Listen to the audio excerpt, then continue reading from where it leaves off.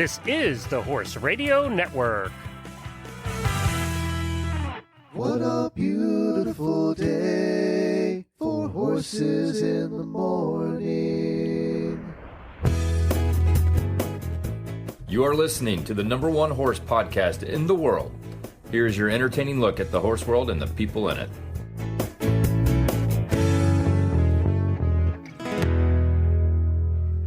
Well, good morning, everyone, and welcome to Horses in the Morning for June 11th, episode 3451. I am Glenn the Geek, and Karen and I are off this month for the normal endurance episode, so I thought we would revisit an episode from 2020. It's hard to believe that that's 4 years ago already. This episode was about a mother and a daughter living full-time on the road with their horses, an endurance Friesian, and we answered questions you never thought to ask about rump rugs, quarter sheets, or exercise rugs, or whatever you want to call them. So listen in. We'll be back next month with a brand new endurance episode. When your start time's on Saturday and your finish time's on Sunday, and it doesn't get much better than best conditioned, and completing the challenge is the challenge, you're an endurance rider. Well, welcome back, Karen Chatton. Every month we get together and we geek out on things endurance and things horse in general on the second Tuesday. So if you're new, that's when to tune in. Coming up on today's show, we've got some really interesting guests. Who are they?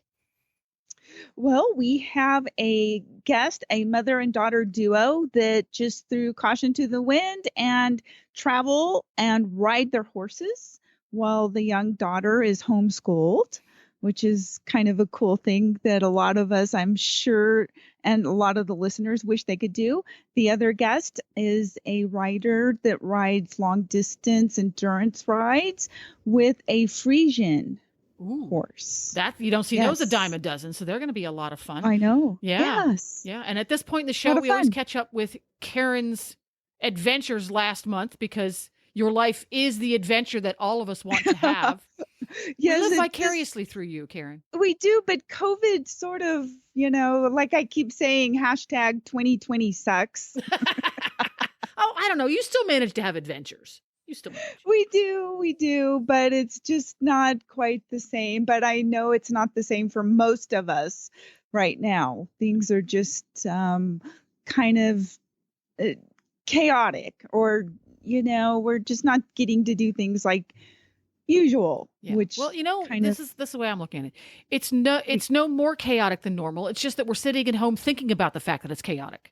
I know. Yeah, there we go. We're wishing we could go do all these things that, it does make you appreciate all the things that we have gotten to do. And hopefully in the future, we'll get to continue to do. Well, but one of the things you're doing right now is working some of the kinks out for Apollo, who is your newest acquisition endurance horse. Give us the 2-sentence background on who Apollo is, and then tell us all about what he's getting up to. He's an Anglo-Arab, and he's flea-bitten gray, and he's basically been kind of a pasture ornament for the last 5 years or so. He's 11 years old, but it's basically like I'm starting with a horse that you imagine a chalkboard, and you wipe it clean every day and start over. And I know a lot of people can relate to that. He's not the first horse I've had where every day is a brand new day. Every day. What is that? Is it not Groundhog Day? Is it 52 first dates or something like that? It's something like that. Right. You're starting all over, reliving, and so, we just had about a foot of snow. We got a really big storm for the first storm of the winter for us. Everything is just blanketed in white and frozen and cold. And you would think he had never had a blanket. And for all I know, maybe he never did have a blanket put on him. He let me do it very, very, very carefully. And I did not get as far as doing the back leg straps. I just did the belly straps. And then once he got it on and got warm, he decided it was okay after all. So just we're experiencing a bunch of new things between the two of us. Something to think about. Mm-hmm. Because I experienced this with a previous horse. Some horses are super, super sensitive to static electricity in their jams. Okay, yes, that would be Chief. He looks like you just basically, poked him with a pitchfork in the butt every time if you zap him even just a little bit. And that might be part of Apollo's issue is even if he didn't experience that now, if he experienced that in his past, he thinks he's going to get zapped. He thinks he's going to get zapped. I ended up with, and this was Beaker, the horse I had before I have Nigel that I have now, who was Mr. Steady Eddie, been there, done that. Like, he's the perfect horse that you dream to have. But one of his phobias was getting shocked by horse clothing. Now, unless it shocked him in the head, he stood still for it. But you could tell he was like, oh, he tuck his tail between his legs and you just tense up his entire body. Right. Now, if it shocked his head, look out. The rodeo would happen. Oh, yeah. Talk about side eye. Yeah. Don't put it over his head. Put it over his back. But anyhow, what I would do is I would get a coat conditioning product that was not the slippery kind. I happen to use Healthy Hair Care coat conditioner. It's the orange one, but there's 1,000,001 recipes. You can use whatever turns you on. It was an oil-based one. And I would spray a very, very light coat of that onto his back first. Okay. And then it wouldn't shock him when I would take it on and off. Oh, good idea. Yeah. But anyhow, besides blanketing, are there any other goodies that he's trying to figure out right now? He's done really well. I have been able to actually open and close gates from his back. Oh, wow. That's big. One of the big issues he had is he thought he needed to blast backwards out of a trailer. Oh, that's never good. That's never good. So we have worked, of course, right now we're not because I left my ramp down and it now has a foot of snow on it. Oops, Karen. That's like, we were only supposed to get 2 or 3 inches of snow. But I should know better. I know better. I should have put the ramp. But anyway, we had been working on a regular basis with that, getting him to go out the trailer one step at a time based on what I wanted, not what he wanted. Yeah. And we were making progress there. Lots of other little things. He's, we've had a bumper crop of apples this year. So every day I was picking up a handful of apples and tossing them out for the horses so that they would have to go and kind of move around and try to find them. Mm-hmm. And every time I'd throw one, He thought you were throwing it at him, not for him. Yes, he was just like, I would throw it near him or under him or by him, but like, Chief he turns like a dog. He will run after an apple and chase it like a dog after a ball. But Apollo was like, you would think he was in a horror house, like one of the haunted houses. Like he'd see an apple and go, He has never experienced food flying towards him before. Flying towards him or near him. So, he's getting used to it. I probably have overwhelmed him a little bit because he's gotten, exposed to so much in, such a short period of time, so many things and so many expectations out of him and stuff like that. So, his ground manners are really good. He's great about that. He's had some bruising growing out in his front feet, which has caused him to be a little bit moody about having me work on his front feet. Mm-hmm. But we're working through that. He's just about had that all grown out. And so I'm expecting that we're going to, things are going to get better from here on out. And, but otherwise he's coming along pretty good. I was just glad when I did get this blanket on him that it wasn't windy, because that would have been a 2-person job instead of one. Oh my goodness.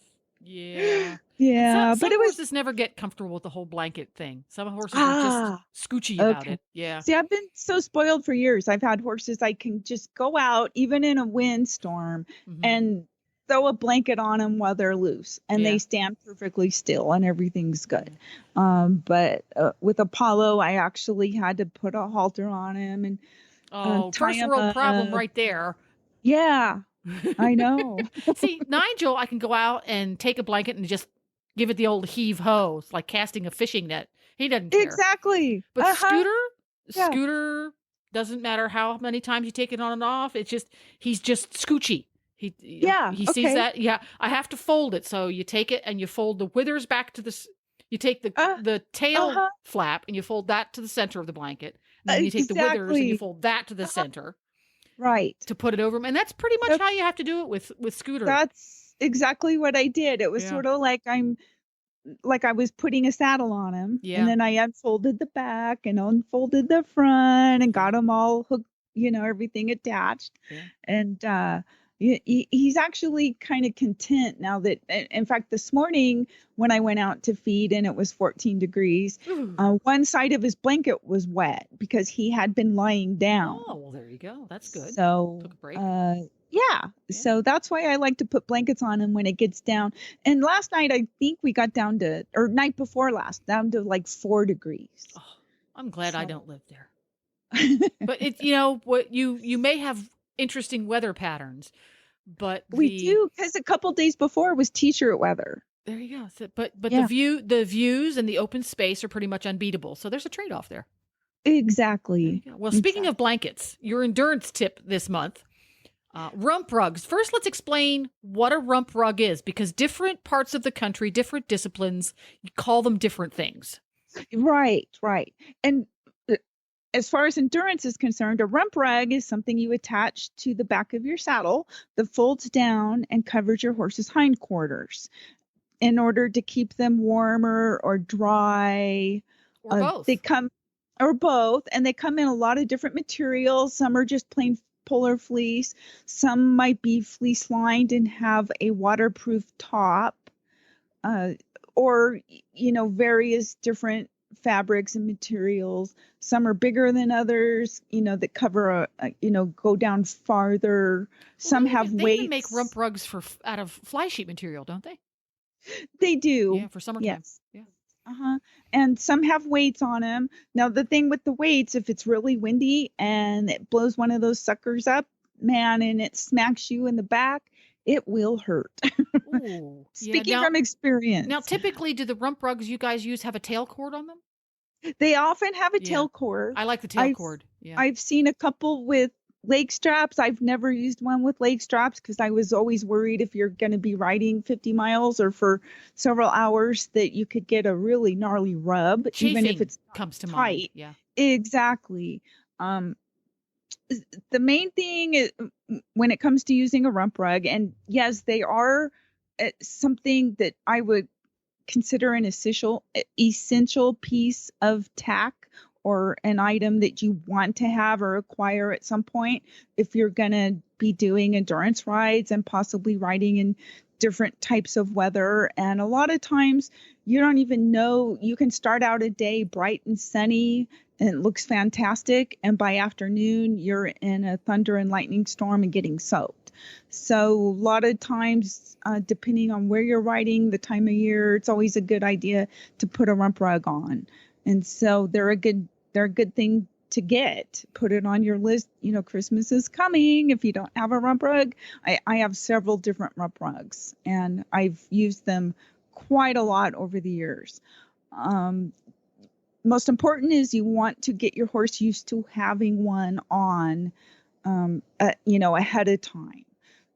The whole idea of unrolling it or, putting it on and then rolling it up while you're riding so that the horse gets used to that, so that it's not like, oh, let's buck this off. Well, yeah, it's never a good idea to try out any new equipment Something new at the competition.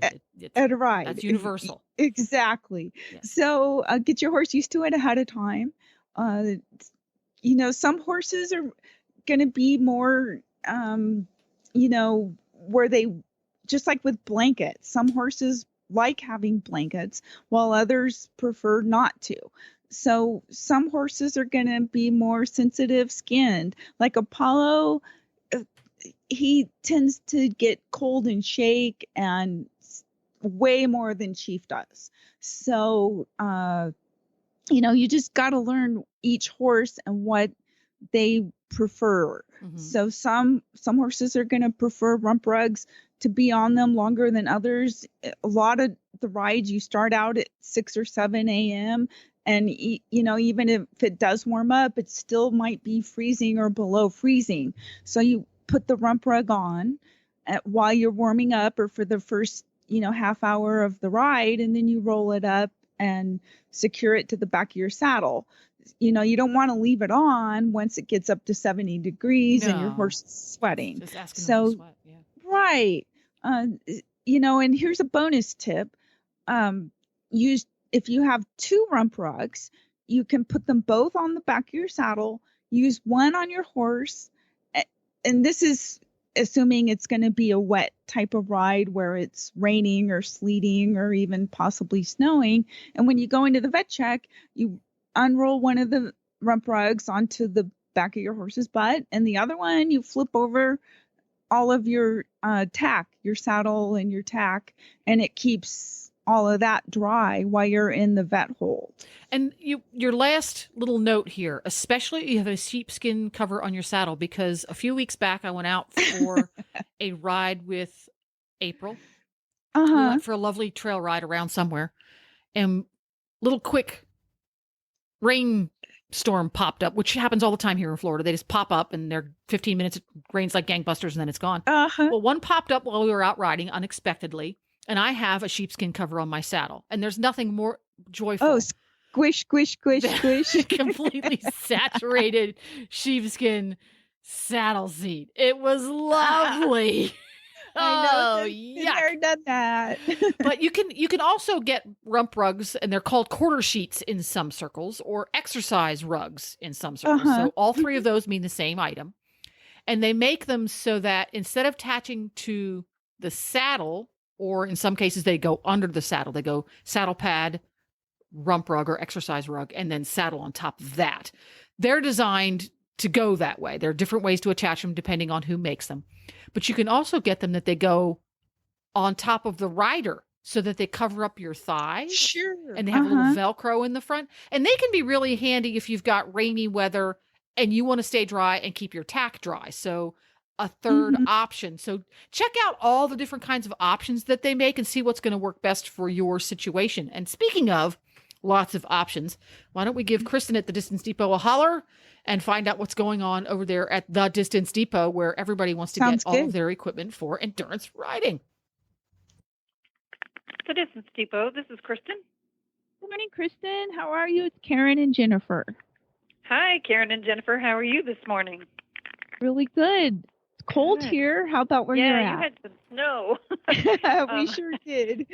I guess. We had rain just a little while ago. It was pouring on our metal roof here in the building, so loud I could barely hear. Wow. But we need some rain, so that's we do. a good thing. Yes, we need the precipitation. Mm-hmm. And when we get this precipitation, we need all sorts of gear when we go ride our horses out in it. And I know the Distance Depot carries all sorts of wonderful stuff. So tell us about your gear that we would take along with us when we go riding and the weather might turn bad. Okay, well, we have, of course, tons of riding gear that you can bundle up in. We have lots of winter tights and a new warm parka by Carrots that's insulated. It has a minus 15 degree temp rating. It has reflective properties, a removable hood, lots of pockets, and just a great way to stay warm and dry while riding. And also a new waterproof pant, which is very exciting, by Carrots. It's called the Cascade Waterproof Pant, and it's great for chores around the barn. You can also ride in them.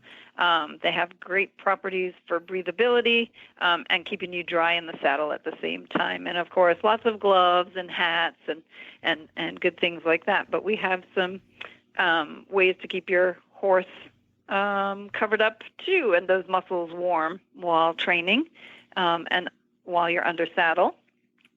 Okay, we were just talking about rump rugs. Rump rugs, yeah. So we have, well, for those who aren't in the foul weather at this point, we have a new fly sheet that is a rump rug, and people have been asking for that forever because those big flies get on the rump.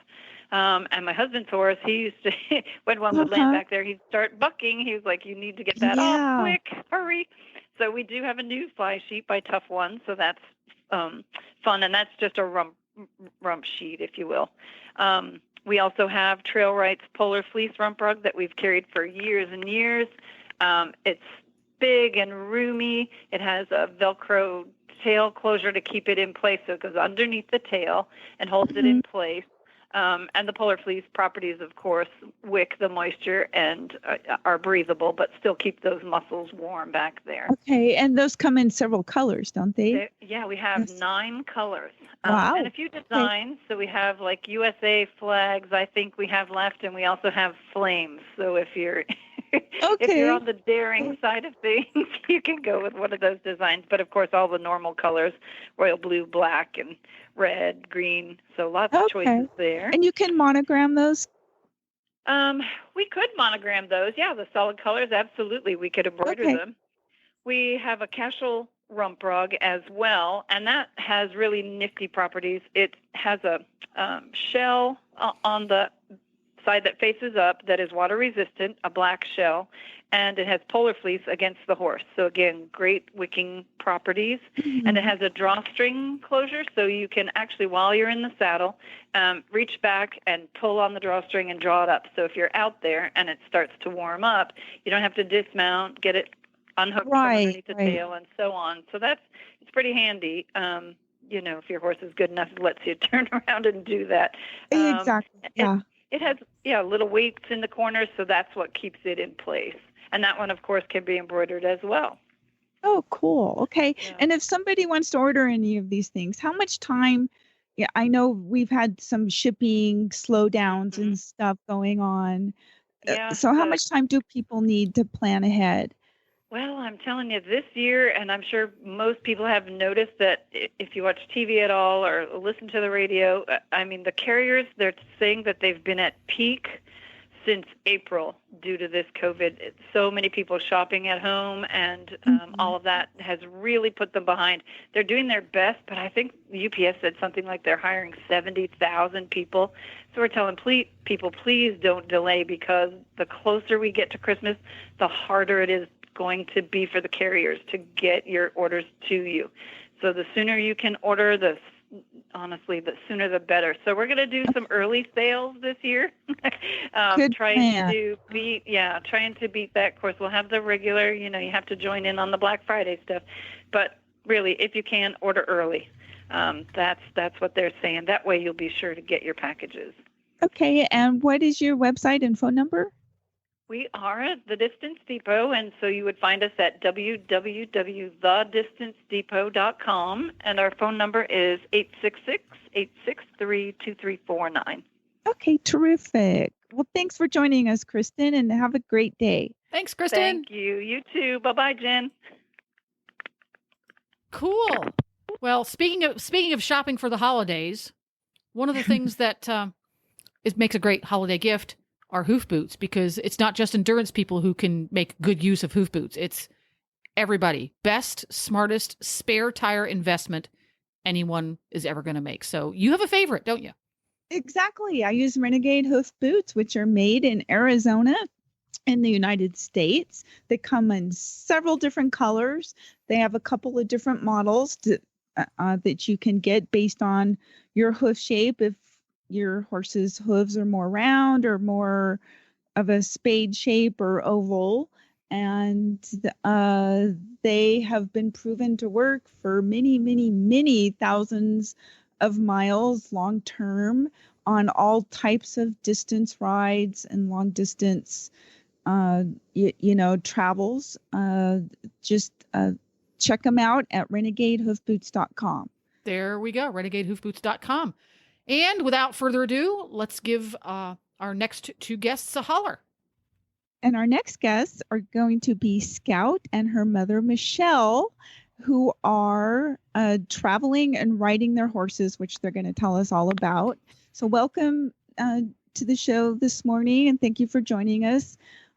Let's start with Michelle. Tell us a little bit about how this came about that you're traveling with your horses like you are. We sold all our possessions and our farm on Cape Cod, Massachusetts in August of 2019. because we needed a life change. And I guess we did that a lot for mental health reasons. I retired early as a firefighter, and we loaded our 3 horses and 2 dogs into our rig. We had practiced the year before and learned what we were going to need for full-time travel. And we left Cape Cod and we haven't been back. And we've been traveling all around the country, riding and seeing America by horseback ever since. Wow. Scout, how long have you been riding? I got my first pony when I was 3 weeks old. And the first day we got her, I had my first ride. And you're 11 now? Yes, I am. Wow. Okay, tell us about your horses. Well, we have a little POA Appaloosa named Hedda Woody. She is approximately 29 years old. We got her from a kill pen almost 5 years ago. She was a thrown away, abused broodmare. Then we have a 16-year-old Arabian quarter horse, and his Arabian paint horse, sorry, and his name is Joker. And we have almost had him for 2 years. He was a Western dressage horse. Then we have my mare, who is a Percheron quarter horse, and her name is Dakota. She was a nurse mare foal. And my mom got her when she was 2 days old, and she is almost 19. Yeah. Wow. So far out of all the places you have ridden, what is your favorite? Oh, well, we get that question a lot, and that one's kind of a hard one to answer. I think it's partly one, like the sights, but it's also the experiences. We've met a lot of amazing people in different places. Mom, do you want to say some of your favorites? Yeah, that is the most popular question we always get asked. And there's really not, there's a lot of, every place in the country is beautiful in different ways, but we've had some experiences on different trails that are really memorable.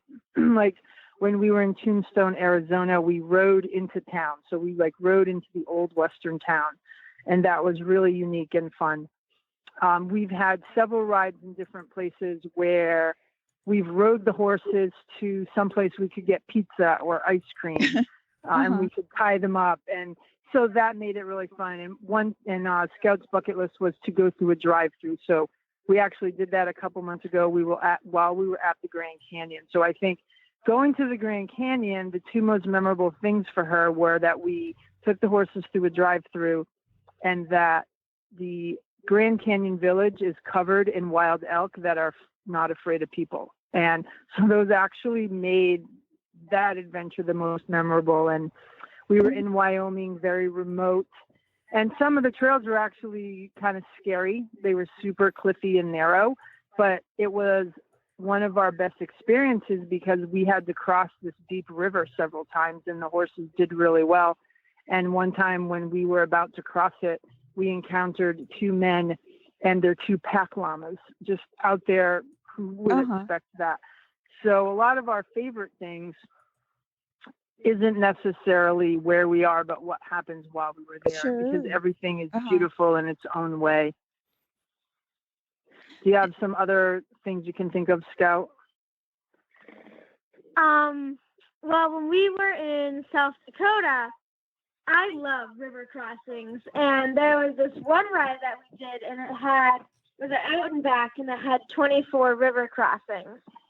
And that ride, I probably have to say it's in the top three, maybe even my favorite one.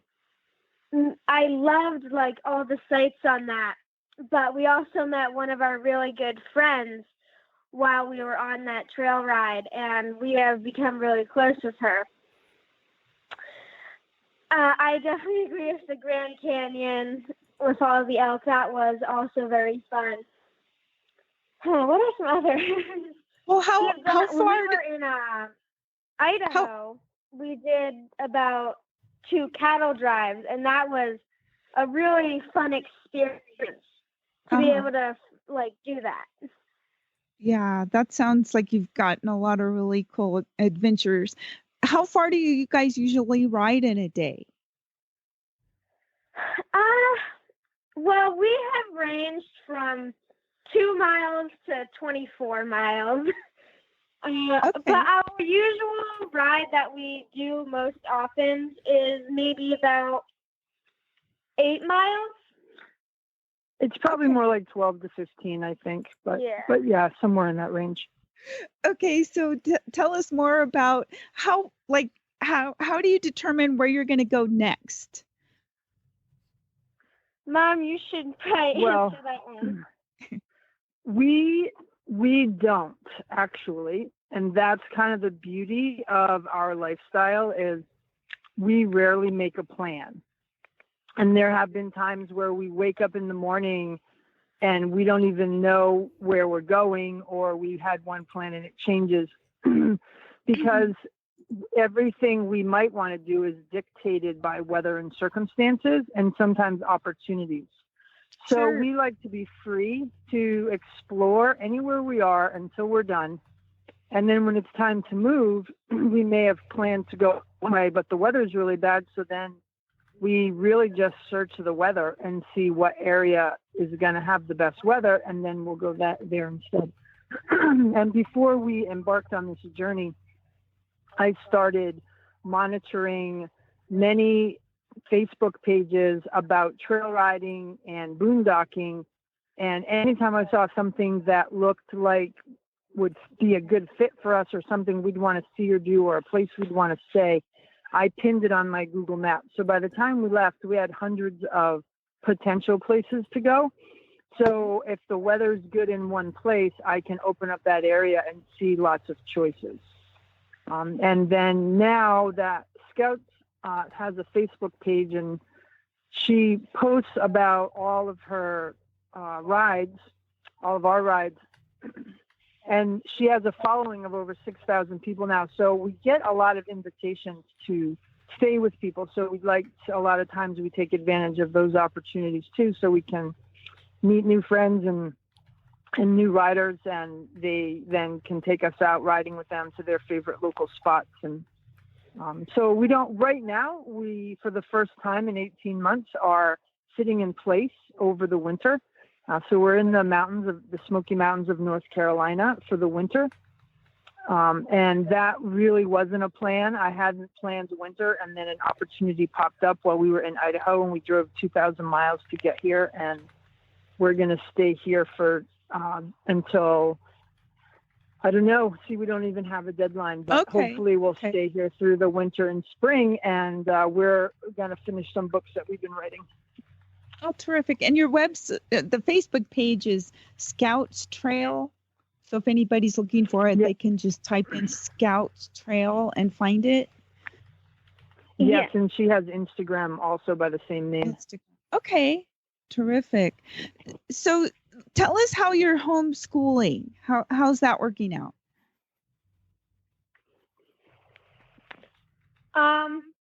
Well, we don't really call it homeschooling. We call it more unschooling. I learn experientially. Like, if you looked at my last post, I posted about how we got this farm wagon, and I had to build it all by myself. I think that lesson was probably comprehending. Mm-hmm. Because I had to read the directions. I had to look at the picture manual to see what order the tools and the screws and all that would go in. But I don't really have a curriculum per se. It's, like I said, it's just all experiential. Okay, I bet you're really good at geography. Yeah, this has been her type of learning since she was born. And when we lived on Cape Cod, there's a lot of opportunity for science and museums. It's close to Boston, and nature. And so we've always traveled, and we traveled internationally for 2 years before we did this trip. Okay. So she's exposed to a lot of culture and different religions and different lifestyles. And, you know, when we travel, we don't go to the common tourist places. We want to be with the local people and experience, you know, what real life is there. So traveling around the country is the same thing. You know, living on the East Coast, her life was filled with Civil War and Revolutionary War and Underground Railroad and all of that kind of stuff. And then this past year, as we've gone out west, we've been able to explore more about the Oregon Trail and, you know, the different things in nature that we see and the different historical things that we encounter. So we learn opportunistically as we find things, and every day whatever comes up, we talk about it, and that's how she learns. Perfect. How many states have you been to now? Oh, I don't think I can even count. I don't think we've ever added them up, really. Quite a few, though. Okay. Yeah. Oh, yeah. Cool. Probably almost all 50. Uh-huh. So what kind of wildlife do you guys like to see? I know you mentioned Pretty elk. much any. Uh-huh. Have you run across any bears? Tell them what we have seen. Yeah, tell us what you've seen. We've seen deer, elk. We've seen 2 bears, a mother and its cub. We've seen snakes. A few of those, I bet. Oh, not a few, probably. At this point, maybe at least 100. Uh-huh. We've seen all the typical just little forest creatures like squirrels, chipmunks, and rabbits. Okay. Yeah. Okay. Well, sounds like you guys are having a great adventure that I'm sure many people are envious that they would love to be able to do what you're doing. So kudos to you guys. Oh, yeah. And I will be following your page, which, as we mentioned before, for the listeners that would like to find it, just look up Scout's Trail on Facebook or on Instagram, and you can follow Scout and Michelle and their adventures. So thank you, too, for joining us this morning, and hope you have a great day and get in some nice riding. Well, thank you. Thanks, guys. Bye-bye. Bye. Well, that was a lot of fun learning about. They're living the lifestyle, like you said, that many of us dream about. But I'm sure there's the tough days too, when it rains for 4 days straight and you can't leave your tiny camper. Right, it gets you can get really claustrophobic in there. Well, like in my trailer, it's mainly run on solar. So after a couple days of raining, you start to run out of power. Oh no! Unless you have a generator. Yeah, I should have asked them if they have a generator and how that all works out. Yeah. But you know what? I think they've got that pioneering spirit, so they're probably able to deal with anything that comes at them. Yeah, I think. I think it's your how point of cool view. Yeah. To be 11 years old though, and get to travel around the country and riding horses. I mean, a lot of the juniors in endurance have done that, and these are all really lucky, fortunate kids, and they get a really good education because they are learning responsibility. They are learning how to, take care of animals. There's a lot that they learn that you're just not going to learn in a regular school. Of course, we're not really having regular school right now. So. Right, exactly. Yeah. It's very, it's a really cool way. Now, it's not going to suit everybody. If you don't have the pioneering spirit, don't go there. Right. Exactly. Not everybody can live out of a camper or a trailer for weeks at a time. It's not for everybody. It's a lot of work. Pretty cool. Yeah. Well, a lot of work. Speaking of a lot of work, They're doing a lot of work over at the AERC. They're still keeping busy over there. So give me the They quick are. update before we get our next guest. They're trying to get rides on with the COVID restrictions and everything. And some areas have been more successful than others in getting rides put on. The rides that they have had have been well attended. Everybody's dying to ride. Right now, we have an AERC Director at Large election. The ballots have been mailed. So if you are a member and you've received your ballot, make sure you vote. There's actually, it looks like there's 16 candidates for 8 positions. Wow. So, which is great. It's better than having it be the other way around. Yeah. We have the new ride season starting December 1st. So now is a good time to renew. If you renew by December 1st, you will be eligible for a $500 drawing for some custom tack. Wow. What else is going on? We have also there is the Ann Ayala scholarship, which gets given out every year to high school seniors through 21 years of age, to AERC junior rider members, young riders that have 500 miles or more. And the applications are available on the AERC.org website and are due by February 1st. So now is the time to start working on those. Wow, pretty cool. Now, AERC.org is where you find all of this information plus a whole bunch more, right? Exactly. And you can go there to find the calendar, to look up any rides that are near you. And let's keep our fingers crossed that 2021 will have more rides that get to go, that get to happen. Somebody who goes, I want to try this endurance thing. I'm going to give it a go.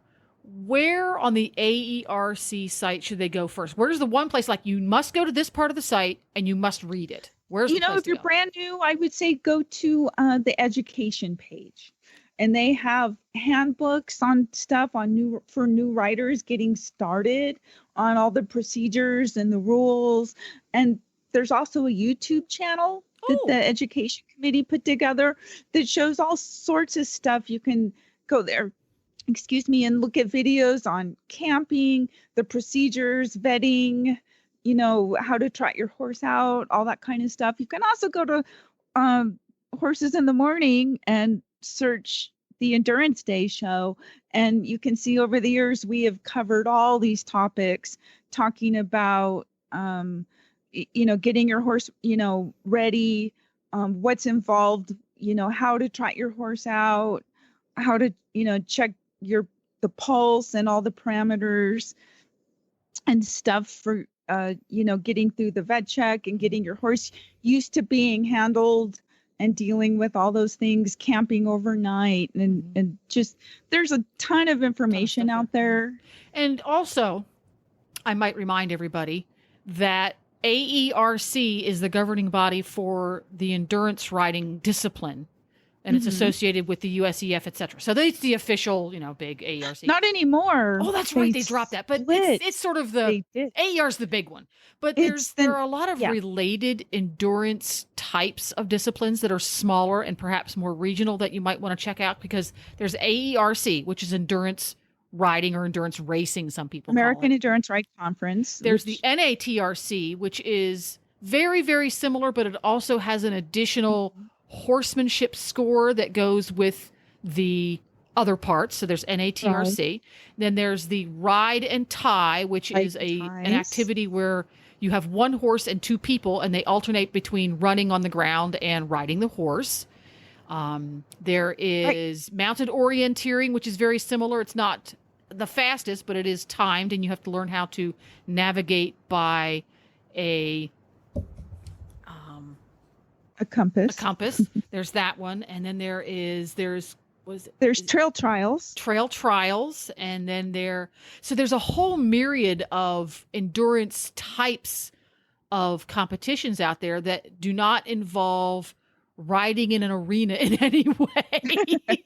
But they're great because most of these disciplines have a very, very low barrier to begin. In other words, they don't have strict rules on tack. They don't have strict rules on attire, so you don't have to have a huge investment in that sort of thing. They're relatively small communities, so it's easy to find people, just everyday folks who will kind of take you under their wing, let you catch ride if you don't have a horse that's appropriate yet, that will help you get you and your horse to the competitions. These smaller organizations, because they're smaller, tend to be very, very welcoming because they want everybody to participate. And there are tons and tons of entry level volunteering opportunities. So check it out. Hop on the Facebook pages, ask around. Everybody's really friendly. And give it a go. And maybe there's something out there that you can do. And it's very much in all of these, that whole finish to win thing really is a mantra. If you want to go there and just do it because you enjoy it and have fun with it and want to learn more about you and your horse, nobody looks down at you because you're not out there to win first place. Right. And you get to go and see trails and places that you might not normally get to go see. That's true. The scenery is pretty stunning. Right. Yeah, right. It is. Okay. Well, that's pretty cool. I wanted to go over that because like I said, the folks at the AERC and the other organizing bodies of these disciplines are still working hard behind the scenes to get things rolling. And the Ride and Tie group is working with AARC right now to kind of co-join the two together at the same event in order to promote both types of events and get more participation. Like when you go to summer shows, you go to a horse show that has hunters and jumpers at the same show. Same thing's happening in endurance. When you go to an endurance competition, a lot of times there will be traditional endurance, there will be a ride and tie, there will be a competitive trail or an NAT. A lot of times they combine them together so that you get to experience them all at one time. It's pretty cool. Mm-hmm. Yeah. Yes. Good morning. Good morning. Is this Magali? Yes, it is Magali. Magali, hi. It's Karen and Jennifer from the Horse Radio Network. And we're joining Magali this morning. And we're going to talk to her about riding and endurance with her Friesian horse named Harlaam, also known as Harley. So thank you for joining us this morning. How are you doing, Magali? You're so welcome, and I'm doing great. Okay, tell us about Harley. How did you come to get him and start him in endurance? Well, I got Harley when he was 7 months old, and we grew up together. And then one day I decided, why cannot we go to endurance? Why a Friesian cannot do endurance? Because that's the belief. And then I said, okay, Harley, let's try it. And he did complain a little bit at the beginning, but once he got on the mood, he really liked it.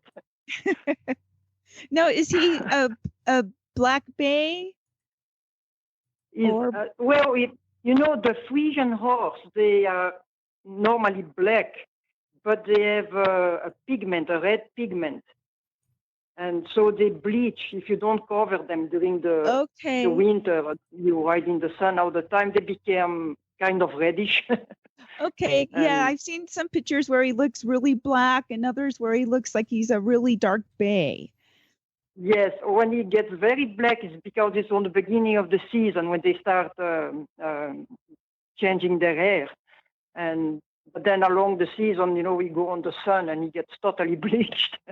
Okay. Now, have you ridden other horses in endurance besides Harley? Yes, besides Harley, I had another horse that was a mutt, all kinds of breeds on it, and she did all right, but Harley really is my main endurance horse. Okay, so how is he different, say, from your typical, endurance type Arabian horse? How is a Friesian different? They are different because they're very bulky. Principally, the Baroque style is built like a tank. And actually, the first time I brought him to an endurance, the vet looked at him and said, yeah, right, that's not going to work. Because she said, it's like bringing a Porsche to a derby, the destruction derby. And but then when we finished the ride, I present him back to her again, and then she checked him, and then she said, well, And I say, well, what? Then she said, well, we horse is 36. And I said, that's good, isn't it? And she said, it's fantastic. And from that point on, Harley really started to be known to make it and make it well. Right. I see he's completed 59 rides and 1,625 miles. Exactly. Wow. And then we stopped because of all the commotion lately, but we going back. 2021, we're going to start again. Oh, good. Good. So tell us a little bit about Harley's personality. He's a pest. He's way smarter than I am. I'm constantly figuring out ways to outsmart him. He lies. And he's very good in sending you messages. If you want something, you're going to know it. So they're very smart. That breed is super smart. Okay. How old is he now? He's 18 years old. Okay. Getting older. Like me. Yeah, well, he's still got lots of time left. That's not that old. Yes. Actually, he's getting better and better because I'm riding him two times a week now lately, and he's in the best shape ever. Okay, so what kind of challenges do you have with him because he's so big? Hills. He hates hills. And also they said that they cannot deal with heat. And that's a lot, that's a myth because they can deal with heat. Okay. Because when I do the endurance in Nevada, it's higher than the altitude is higher and it's hot. And he loves Nevada. I don't know why. Okay. Yes, I've seen you at some of the rides, and he just looks magnificent going down the trail. He's gorgeous. Oh, yes. Yes. Thank you. And I know he has those big feathers on him down on his pasterns. Do you ever have any problems with scratches or anything like that? I never had any problem with Harley. The only problem I had once is because I gave him electrolytes before the ride. He did finish the ride. He finished well, but he was not himself. So I came back home. I put him in the pasture, and I said, I hope he doesn't colic. And he didn't, but he was not happy. So after, eventually after I read about the Friesians, that was a Dutch article, and they said, don't give electrolytes to Friesians if they are not depleted. Okay. And that makes sense. And so now, any ride I do, I never give him electrolytes. Okay, so he's low maintenance. He's very low maintenance. And he can get fat on nothing, just on air. That's great. That's great. But now, he wants to eat all the time. Okay. Sorry. I was just going to ask about mounting and stuff, because he is so tall, especially compared to most endurance horses. How do you manage that? Well, I have to tell that after, at the end of an endurance, because he's so wide and he pulls my hips apart, when I finish the endurance, I have the impression I can give birth. Because my hip hurts so much, So when I ride him, I have to constantly be on the stirrups. I have to be posting the whole time. If not, I cannot make it. Because he's rough. He doesn't have a straight gait. Okay. Does he have a big stride? Do what? Does he have a big stride? Yes. Huge trot. When he trots, the others have to gallop to keep up with him. Okay. So and that's what and that's what we maintain during the whole ride. We go the turbo trot, and he loves that. I not so much, but okay, we go ahead. Sure. What are your favorite rides? My favorites. Oh, I have so many favorite rides. There's a memorable one. I love Lake Almanor. and it doesn't exist anymore. And then at the beginning we had the overview that doesn't exist anymore. Sure, you sound like me. A lot of my favorite rides don't happen anymore. Are gone. They're gone. But I love them all, you know. I love them all. Sure. So what are your future? Harley. Sorry. What are your future plans for Harley?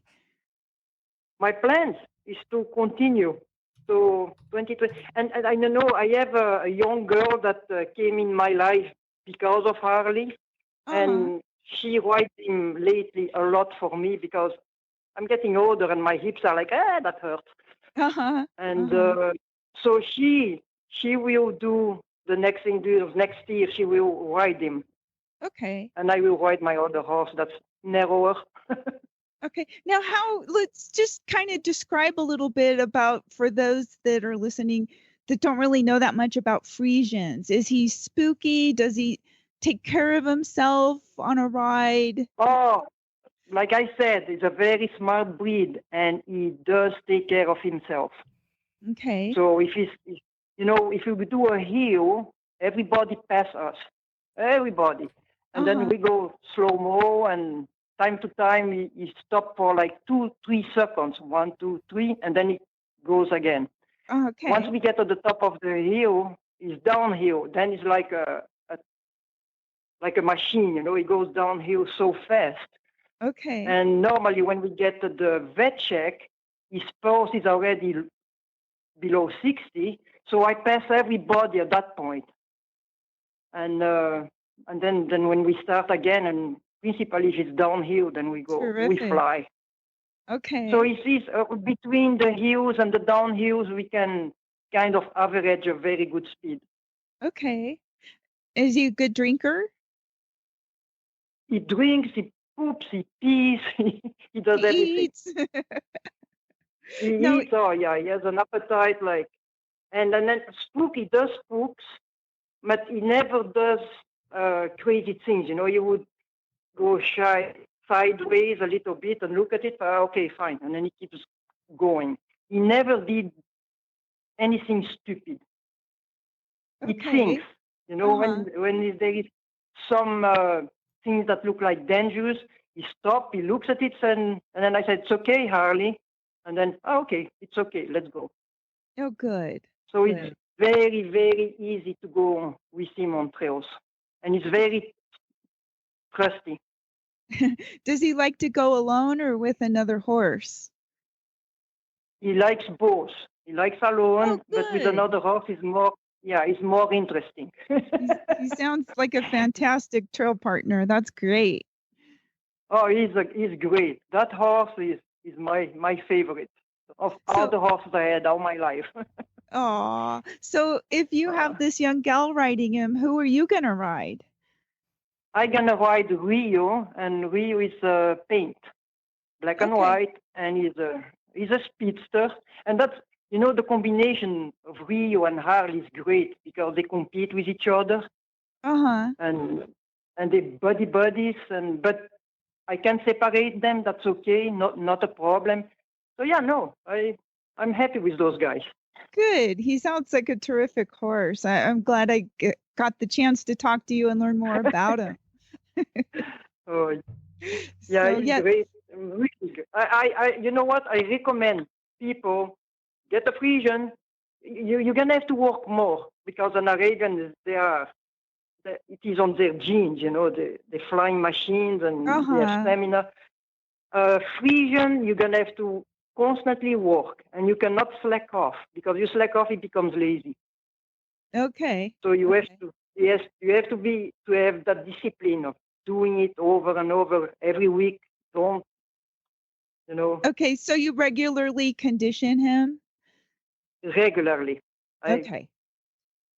So it's sometimes I give him two weeks of vacation. Or if we go to a ride, then I don't ride him during the week, so he can rest and then he's fine.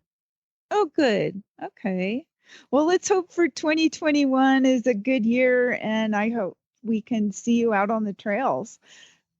You will see me. I hope so. Thank you. That's been fun. Well, thanks for joining us, Magali. And good luck. You are very welcome. Okay. Have a good day. Bye. Thank you. Bye. It's fun to hear about the different, because like you said, the Arabians are pretty much ubiquitous when it comes to endurance, but every horse that has 4 legs and 2 good lungs can do endurance. Well, at least at some level. Exactly. Like she mentioned, if you're going to want to run up front and be super competitive, then you're going to want to get a horse more suited to that. But a lot of us just want to go and complete rides and live to tell about it. Well, yeah, and that's the neat part about endurance is at the lowest levels, which is what Nigel and I struggle along to try and do, the 15 or 20 or mile or so. Literally, any horse, 4 good legs, 2 good lungs, and a human with the same. Right, you can walk through it. You can get through it, and spend a lot of time walking, and a lot of time walking. Just enjoy getting to see the trail and camping with your friends and when going you get to 25 new. or 50 miles. I'm sorry, but to survive 50 miles at any speed, I would win. I would call that a total win. Give me a medal. Because until you've tried it, you don't realize how hard it is, because it's like, well, no big deal. Well, you're not just walking, because people go, well, it's a trail ride. But in order to finish within the allowable time, you do have to do a fair bit of trotting and at a 50. Right. And, and just like what I'm doing now with the new horse, he's learning, I'm learning him. I'm basically having to start over. I've been so spoiled with horses that have always, that I've had for so long. And now I'm relearning everything. And stuff that you haven't had to do for a long time. Exactly. There's a million and one things involved in getting an endurance horse, as far as getting them on the trail during an actual event. Yes. It takes a lot of work, a lot of time, a lot of commitment, but the reward, the ride is the reward. Right. Because of all that's involved in just getting to that point. And that's why it's, we're also looking forward to a new ride season coming up, and hopefully having more rides to go to and new places to go. And hopefully we'll get some new rides that we can get to this coming year. And everybody's really looking forward to that. Especially this year, because we love 2020. Right. Yeah. Yes. Yep, exactly. So in the meantime, it gives us all a chance to go and do, basically what I'm doing with the new horse. We're practicing all sorts of stuff. Backing out of the trailer safely, just standing still while mounting, opening and closing gates, the kind that you can open and close. Right. So there's a million and one things that there is to do. And now, even if we can't go to rides, we can work on all of those little things along with, just getting ourselves and the horses in better condition. There we go. Well, that another endurance episode on the books. If you want to find links to today's guests and topics, you're going to go to horsesinthemorning.com. You'll find all 2,500 plus episodes there. You can follow us on Facebook. If you haven't done that already, go over to Facebook and search for Horses in the Morning and hit the like and follow button. We are also on Twitter. Our handle there is Horse Radio. And where can folks find you, Karen? Because it's fun to follow you too. I know I do have Instagram and Facebook right now. NV Endurance Rider. NV as in Nevada, Endurance Rider. Nevada. There.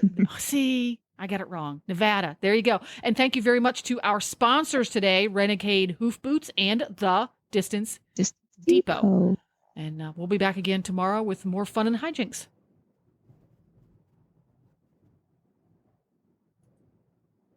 That's where I hit the closing music button. Yeah, usually.